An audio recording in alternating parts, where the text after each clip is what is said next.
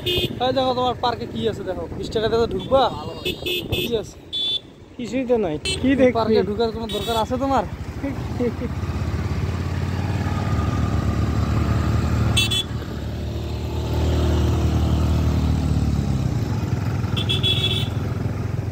नदी तो सूखू भैया ये पत्थर नेता তারপরে আর কি আছে আমাদের এদিকে ওই তিস্তা এটাই দুইটাই বড় নদী ওই ডালিয়া ডালিয়াটা তো তিস্তা নদী ওইটা বড় ওইটা আর এইদিকে ওইটা সবচেয়ে বড় আর পদ্মা নদী তো ওখানে দেখাই যায় না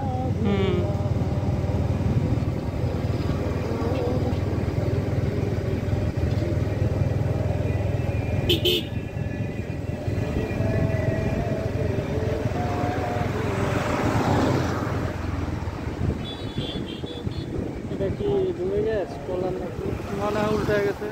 শহর এখানে মনে হয় বালিতে আটকে গেছে